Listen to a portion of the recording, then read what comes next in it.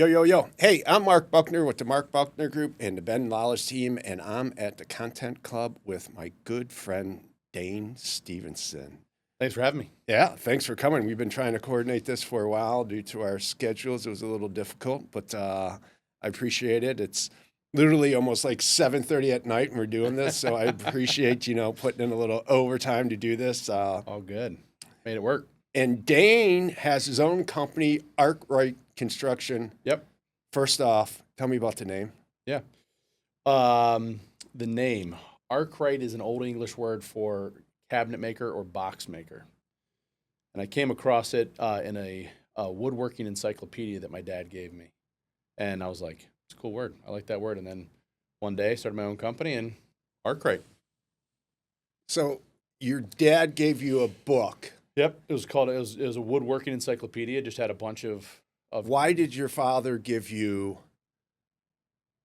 a work? I was into woodworking like him. You were. Yeah. So this was like, when did you first pick up a hammer saw? We're going way into it real quick. Yeah. Well, so when I think I was probably 4. My dad brought home this big 6-inch by 6-inch by 24-inch long block of basswood, which is a really soft wood. And at the time, you could buy kids' tools that were real tools, real saw, real hammer.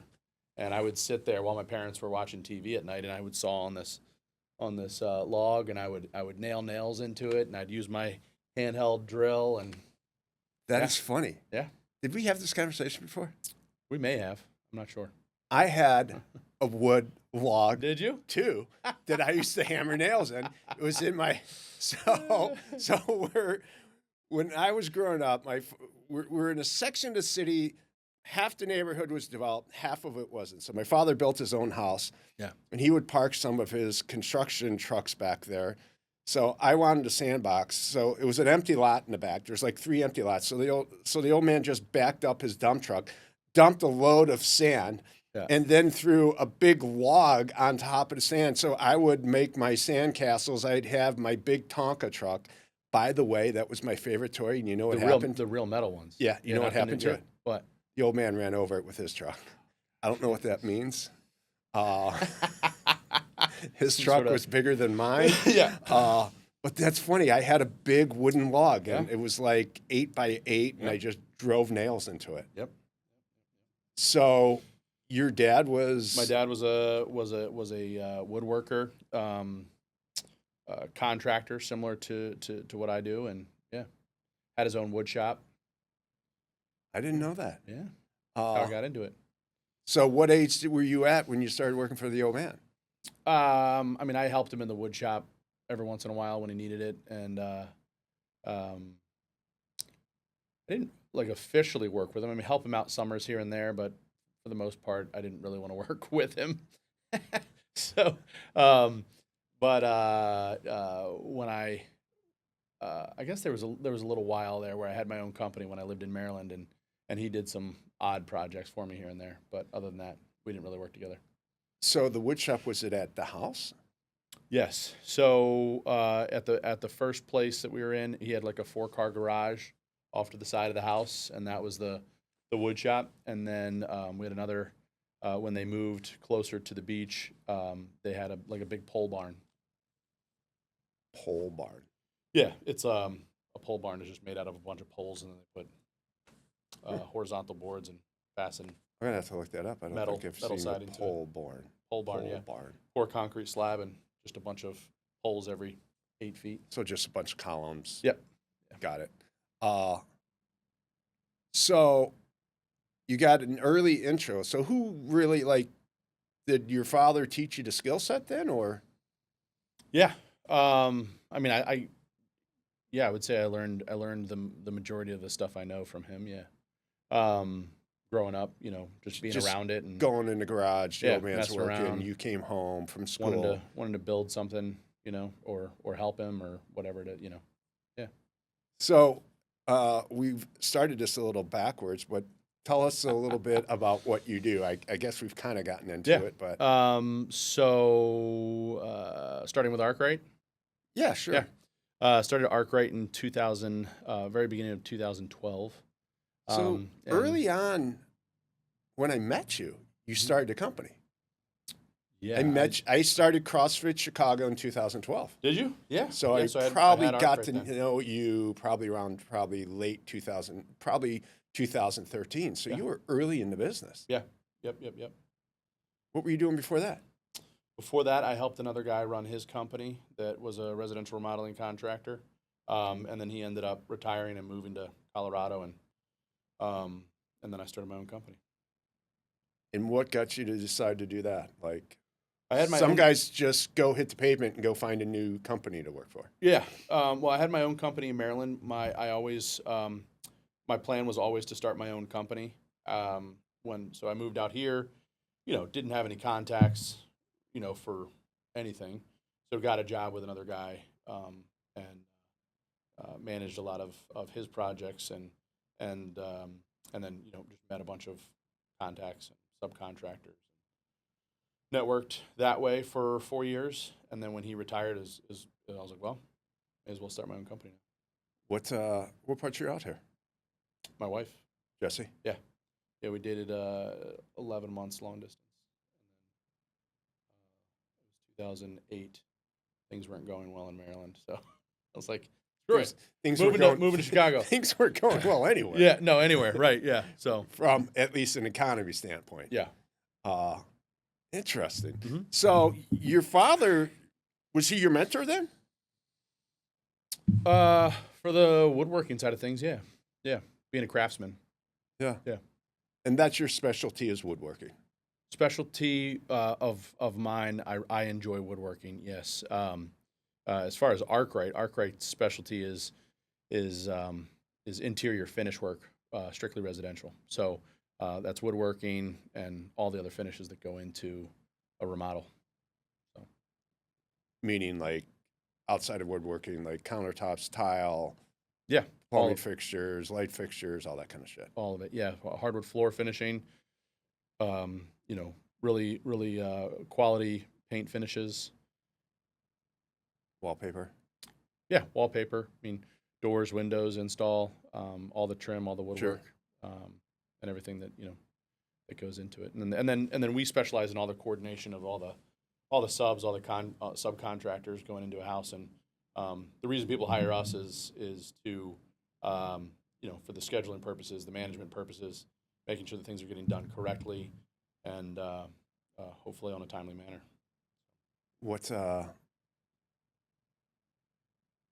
Who taught you the kind of general contracting part of the business? That I sort of just learned on my own.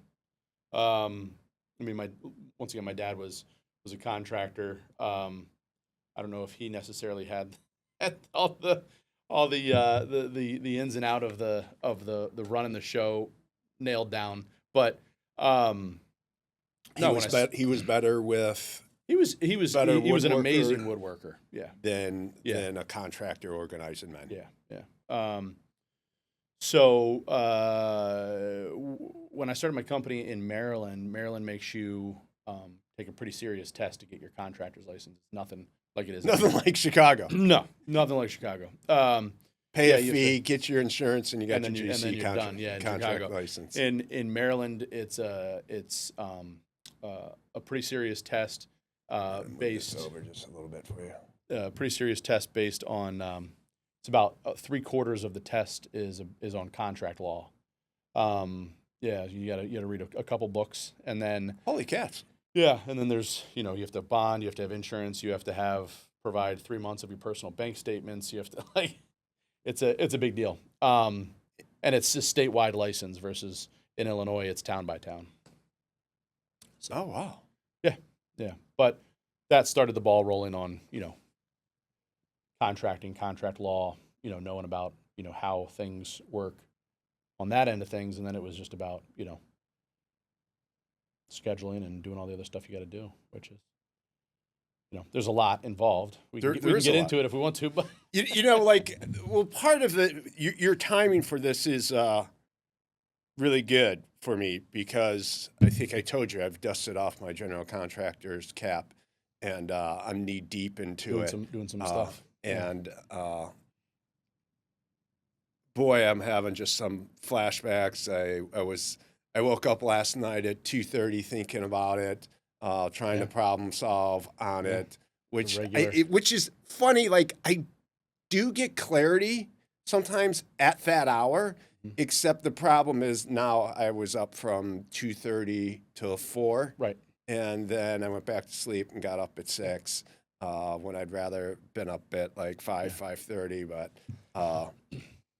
So yeah, I'm knee deep into it. So I think it would be good to kind of go into the weeds. But Yeah. before we do that, tell me what your 3 favorite things you like about the industry Yeah. and your 3 things you dislike. Great question. About the industry as a whole, or just Whether whatever? it's running Whatever.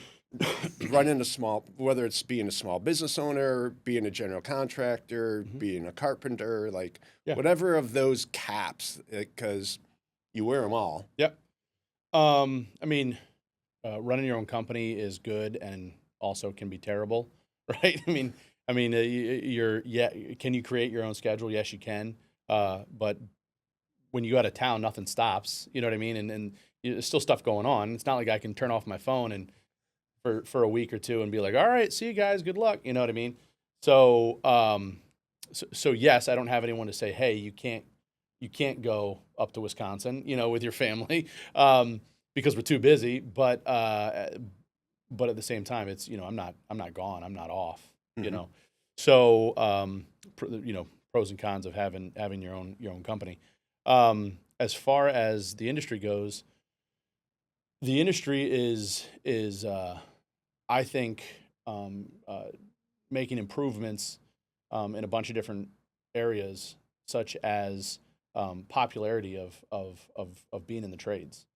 And there was a really long time and a really long push for don't work with your hands, go to college. And I'm not saying that nobody should. I'm not saying that people shouldn't go to college, but college also isn't for everybody, right? So for the longest time, it was very uncool to be a carpenter. It was very uncool to be a plumber or electrician or anything like that. And now it's like, oh well, you're a craftsman, which is coming back as something that not only can you make money and get a job with a decent company where you have insurance and benefits and all this stuff, and you can make a good living, but it's also started to become a cooler profession. Um, Well, it's just like even your tone when you say craftsman is different than carpenter. yeah, yeah, Uh, it's craftsman. and Uh, I think that I mean that's how I like to run my company. That's all the guys that work for me are craftsmen. They do carpentry and they do project management and they do all of that stuff. But when it comes down to it, it's craftsmanship because we're doing stuff that's quality. We're not cutting corners. And I'm not saying that we have to do the fanciest of the fancy, which is always fun and great, and that's the stuff that we photograph and take pictures of and put yep, it on yep, Instagram. yep. But we can do just basic remodels with a craft in mind. We're going to do this quality. Yep. And we're going to try to use quality materials and all that sort of stuff. And there's obviously always ways that you can fit that within people's budgets. But yeah, when it comes down to it, we're craftsmen. Yeah. So, and how much do you think that just social media in general has made that kind of cool again? Yeah, I mean, social media may be part of it. It's also just like we need them. You know what I mean? Like, There's no doubt, there's no doubt about it. there's such um, a gap in trade skills, labor, and professionals. That it's like we need people. So, and I think that's sort of given it the first drive, and then based off of that, with all of these carpenters, and I mean, I follow plumbers, I follow electricians, and all that. Obviously designers and architects Yeah. as well. But um, uh, with it just being at your fingertips to say, hey, look at this cool thing I'm doing. And people love that. They start following, and then Yeah, that's yeah, definitely yeah, made a push for it too. yeah, So, yeah. yeah. So pros and cons of self-employed, run your own business, but no overtime out. It's cool to be a craftsman. Yeah. What's the third thing that you like about the industry? It's such a diverse group of people, you know. I mean, diverse in personality, diverse in where people are from, diverse in all of it. You know what I mean? So, I work with, you know, fancy architects and designers, and I work with, you know, my buddies, and I work with, I work with everybody. And it's really cool just to network with all these people and be friends with all these people that are just come from all over the place and come from different areas, and I think that's really cool versus, I think that some professions could be a little bit more, a one-way street. Yeah. Versus this is, that my customers are from all over. My, it's just, yeah, very, very diverse group of people from all over. Yeah, it's great. And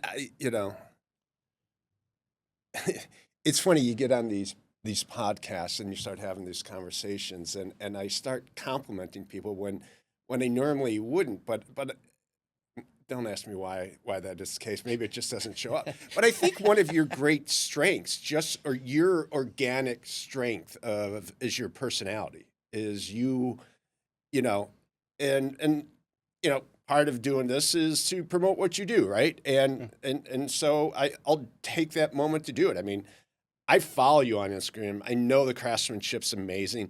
But I also know, like I've seen you interact in all different arenas, and you just have that personality that allows you to go from a high-end designer, architect, to putting a shovel in your hand and digging a hole with the plumber if it needs to get done. Yeah, and I enjoy that. Yeah, it's fun.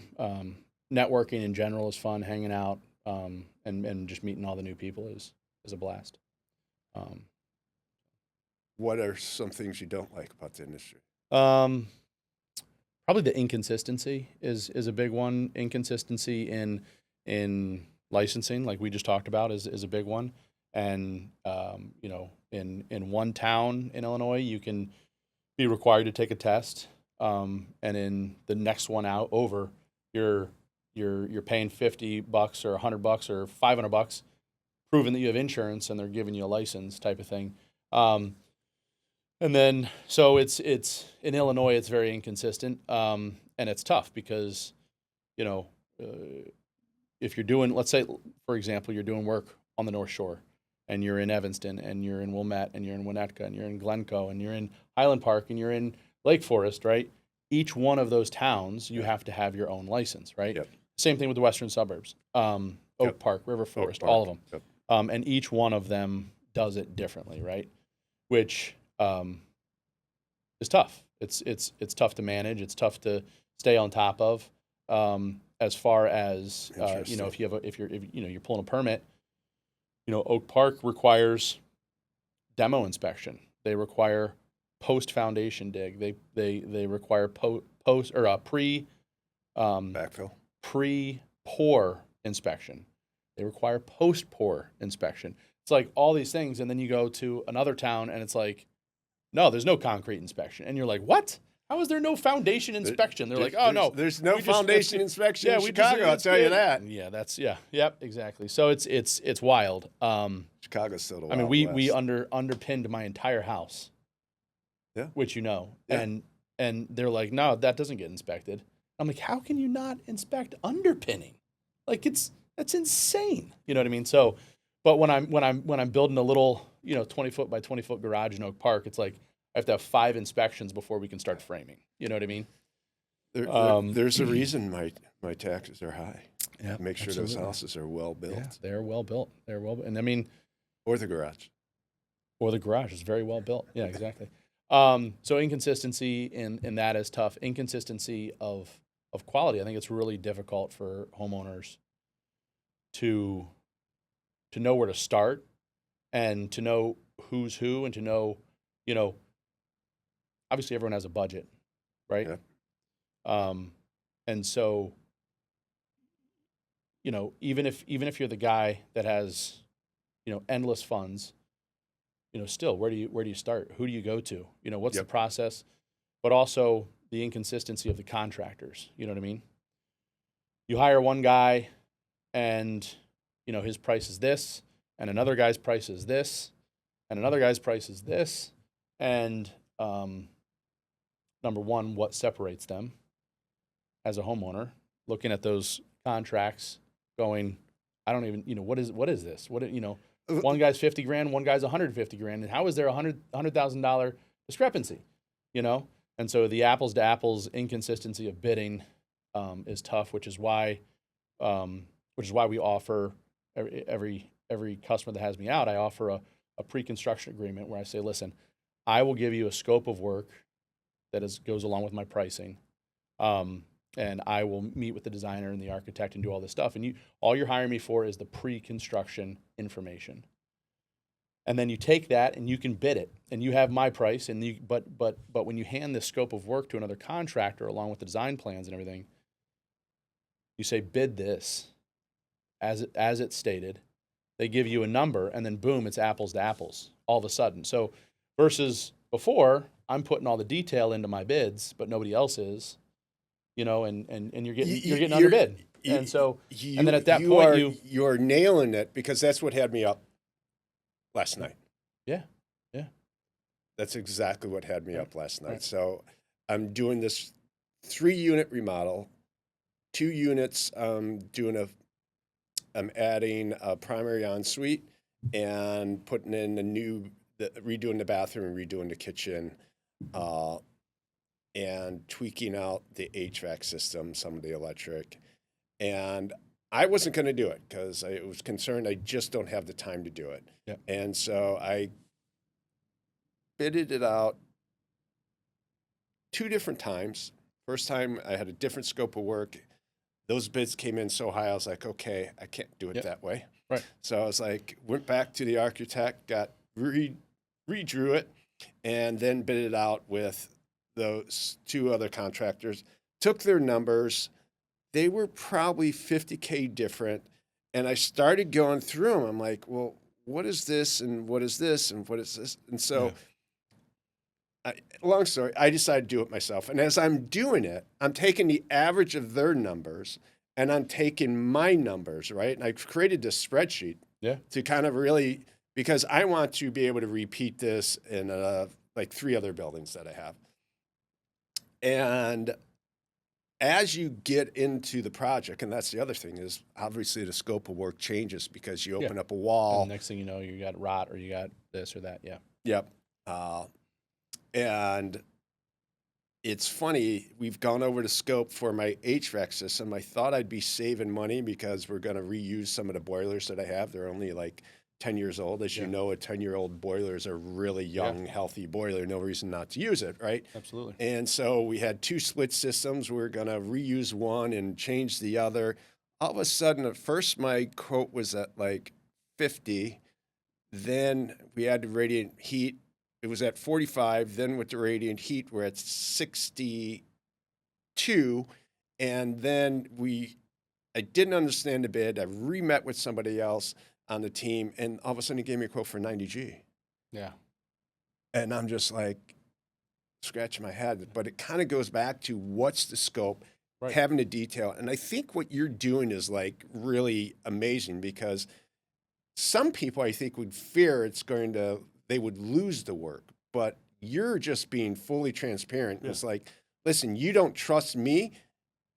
Take my scope of work and then repeat it, so you're comparing an apple to an apple. Yeah, and I don't think that it's a trust issue, honestly. I think it helps build trust. I think it helps build. It does. I think it helps build rapport and it helps build trust. And you're working with the homeowner, and they know you, and so that definitely helps you keep your foot in the door, right?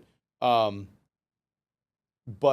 it's a service that so many people need, because I mean, you've been in the industry. Yeah. You know about Yeah. houses. You Yeah. know you have Yeah. properties that you repair and fix and remodel. There's so many people that have maybe done a kitchen that went horribly wrong, or they did a bathroom that went horribly wrong, or whatever, and so they're so gun shy to doing a remodel. Yep. They don't know who to go to get something good done, and so it's definitely it's a service, but it's also a way to keep your rapport with the homeowner. You know what I mean? Yeah. It's. I think that's an incredible service you do, and I'm glad we're talking about it now, but it's something you should be like. I know it's not as sexy as the new kitchen and bathrooms that you're doing, but you should be doing posts about that, because that's freaking awesome, because it's also labor intensive. And I get you probably have your templates and you can repeat, sure, and it's for sure. I easier, mean, but it's still every it's still a job is great different. service. Every job is different, and there's parts, even though I do have templates for all my remodels, my kitchen, my baths, all that, and different sizes and whatever. Every job is still different. Everyone's designed different. This one may have whatever different materials, but the pre-construction agreement. I mean, it's also a way for me to get paid for my time. You know what I mean? So I charge by the hour for that. Okay. So charge by the hour for it, but you guys get, the homeowner would then get all of this documentation. Nice. And what's an hourly rate for that for you? $125. Right on. Yeah. So it's not crazy. It's not as much as most designers and architects charge. And it depends on the size of the project. If it's let's call it a first floor remodel where you have a bathroom and a kitchen and a couple other things, and you're repainting, maybe it's 6 to 8 hours or 10 hours, something like that. So it's not a crazy amount of money. And when you're bidding a job, and this kind of sometimes these discussions just happen so organically. Next question is like, so how are you getting your numbers? Are you going out and you're taking the drawings and giving them to somebody, or you are so good at bidding the numbers now and have the relationships where your guys, where you can give an estimate and then add a contingency cost at the end to cover in case your numbers are so off? It depends, but I do both. If it's a kitchen job with a designer or an architect that I've done work with in the past, I sort of know where they're going with it. Mm-hmm. And generally this starts with bid drawings, right? Bid drawings don't give you a finish schedule. They don't give you what kind of light fixtures are going where. They don't. Yep. It's a floor plan, and they're like, hey, we're going to be doing a kitchen in here, and you have a conversation with the designer and architect and the homeowner, and then based off of that, you go, okay, well, they're probably going to be looking at this level of finishes, right? So in the cabinetry prices, if it's a kitchen, I'll normally have my cabinet maker spit those numbers out for me, and then if there's not enough information, it's allowances, right? So countertops can range between for let's just call it a medium-sized kitchen.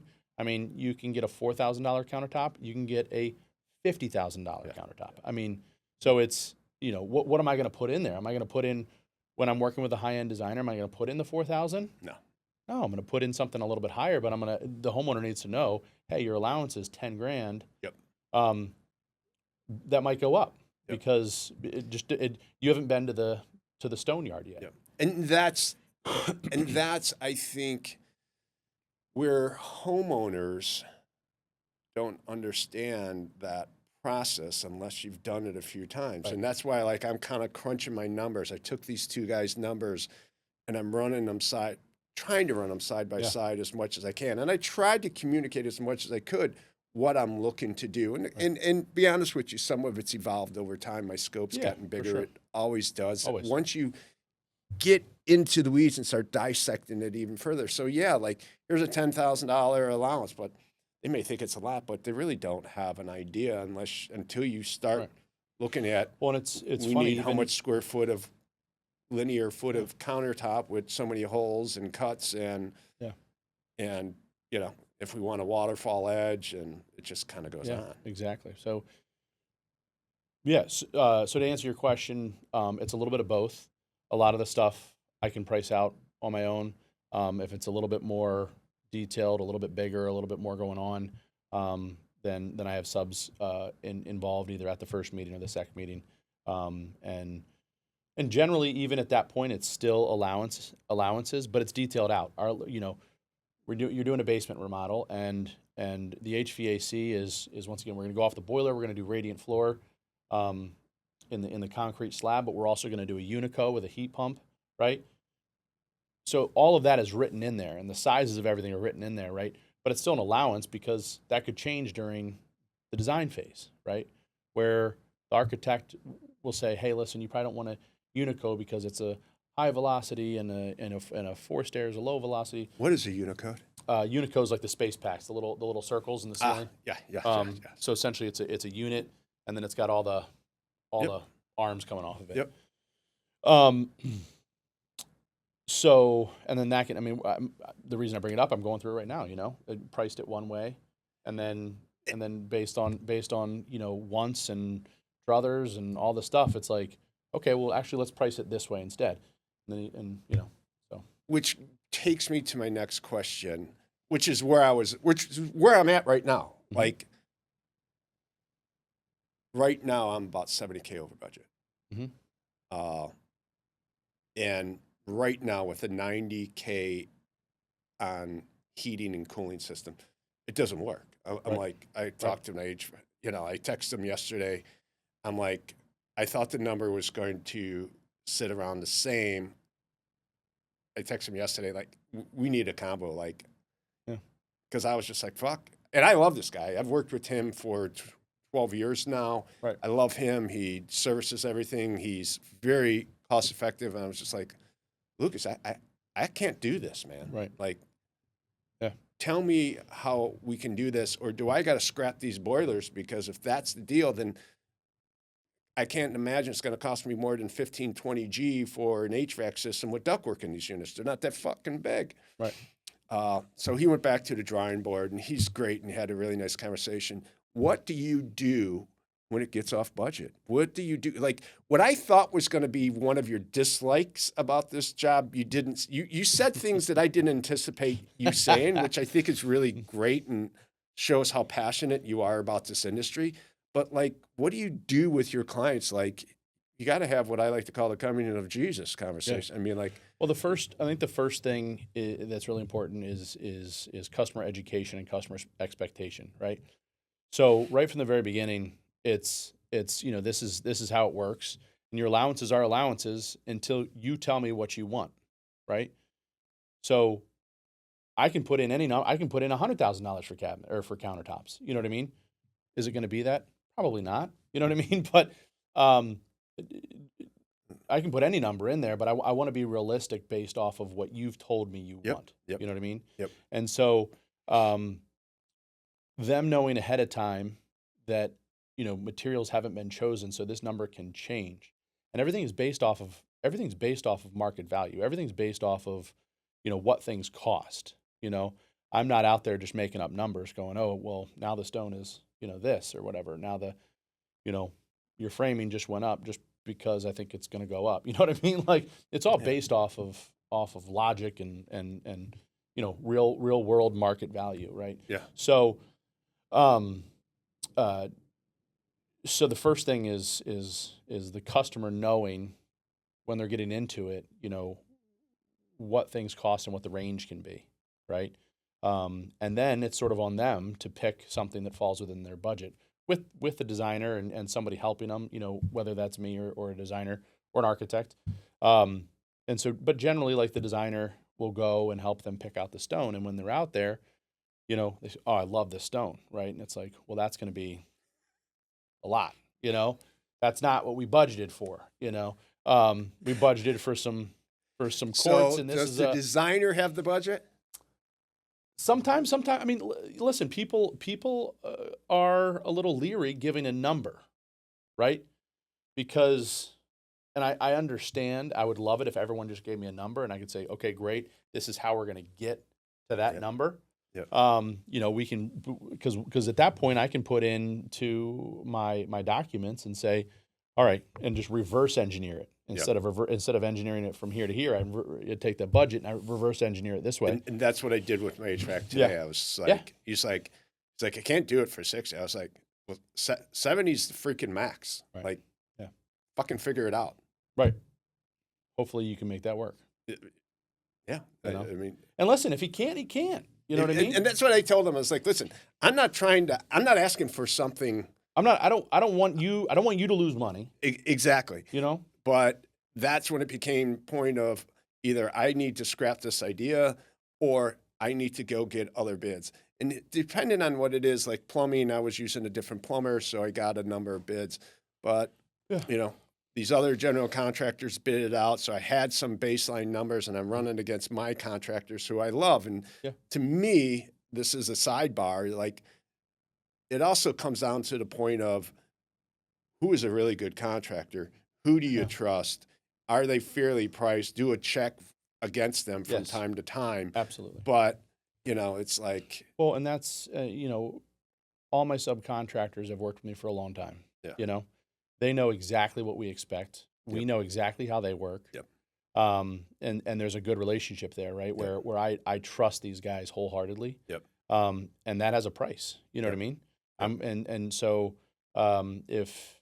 if the homeowner wants a group of people in their house that is fully trustworthy, there's going to be a cost associated with that. Yep. Because all of my subcontractors have licenses, they all have insurance, they all have workman's comp, general liability. Yep. You know, they all pay their employees decent wages. I pay my employees decent wages, just the way that everyone should. And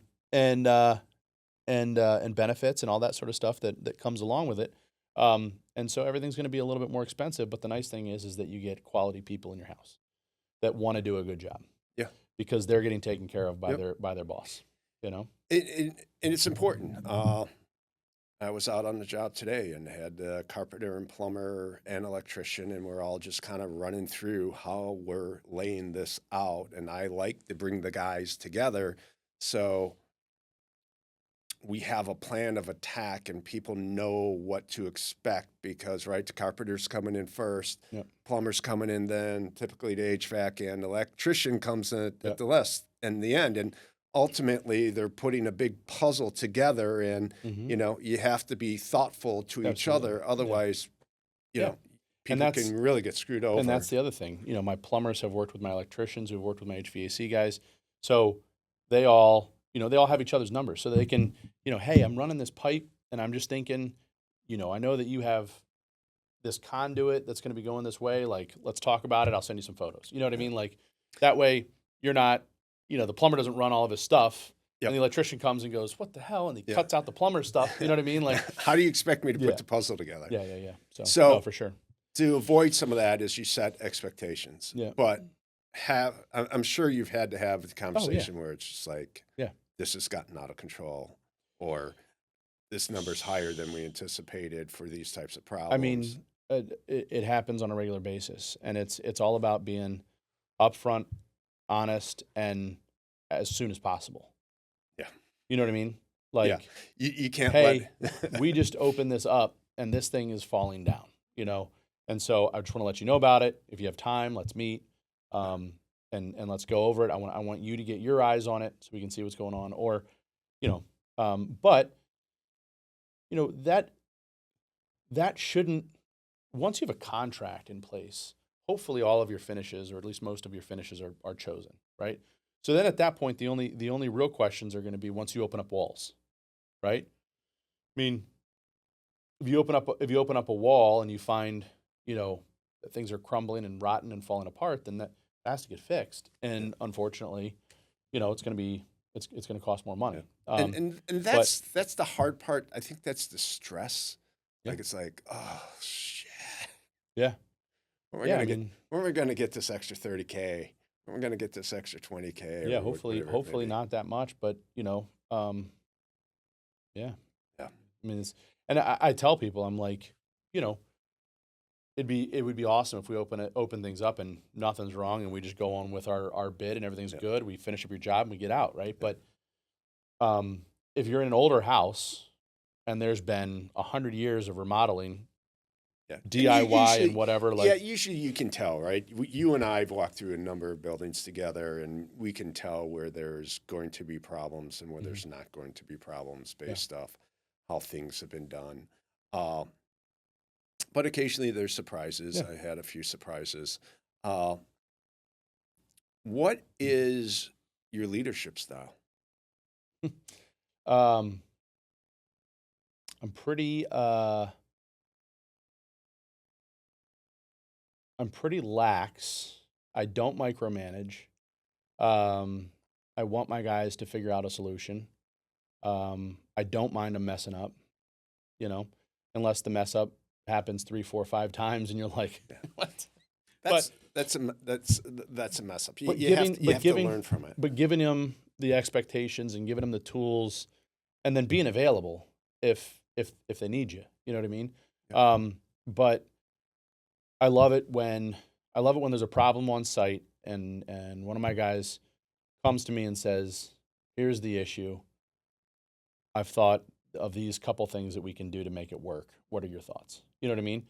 So the goal is for most of these people to be able to problem solve and think of solutions on their own if something pops up.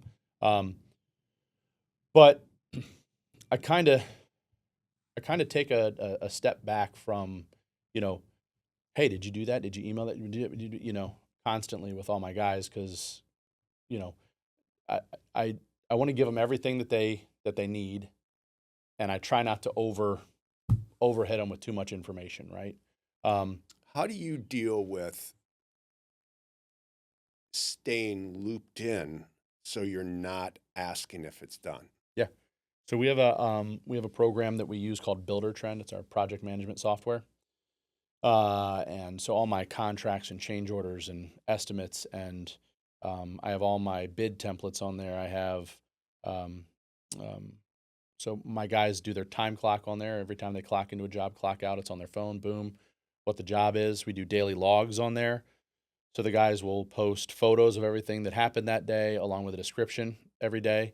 And then my project managers at the end of the week write an email, an update email to the So homeowners. you can see, which is great. So Yeah, like I'll switch, for our team as a broker, and I often will have someone helping. So I have my transaction coordinator, and then I also have at least one person helping me in the field. And it's just like I just always like I always just say CC me, and I CC them. It yeah, may be a little extra in the emails, but you can yeah, quickly glance, see, okay, it's getting done, getting done, getting done. right. And I have also, you and I've talked about, I use a system called Trello, which has Yeah, all my S&Ps and my checks, my checks and balances for every step of the way for a deal, from pre-listing to listing to under contract to close. And it's just like, you can't be at all these jobs at all the same no, at one time. So you can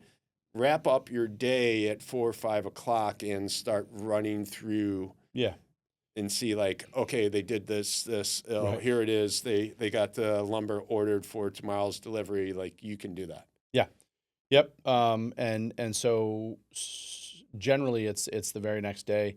And I mean, it takes it takes a lot of work to get these guys used to Yeah. taking photos every day and doing a daily Listen, their log. their favorite thing, you know, is having a hammer in their hand. Right. That That's what they want to do. You know, yeah. some of the guys just want to be carpenters, and I get that, but there's certain things that we have to do. Yeah. You know, Yeah. Yeah. so Yeah. that helps a lot. That's huge. It's huge. It doesn't. I mean, it doesn't solve every So issue, but when something pops up, and then this come where when something pops up, then the guys will reach out directly to me and say, hey, we got this thing. I don't know how to deal with it, or yeah. we just opened up this wall and this beam is rot, you know, whatever. We took out this door and the lintel above the door is completely rotted, it rusted out, you know, Yep. whatever. And so then they we'll call project manager. Yep. Manager, if he doesn't know or whatever, then he'll reach out to me. But yeah, but for the most part, staying up to the day-to-day tasks on the job is all right there on Builder Trend. So how do you maintain the balance? Like when are you going through the project management software to know what got done for that day? And when are you turning it off? I don't. I mean, That's my weakness too. I wake. Listen. I wake up. I wake up at 3 at night, and I go and I pee, and then I go, oh yeah. I got the problem. All of a sudden, just popped into my head at 3 o'clock in the morning, and I think it's probably 5 out of 7 nights of the week, like where I cannot fall back asleep because I'm just rolling through all of the things, right? The data, whatever it might be. You are so like me. Yeah.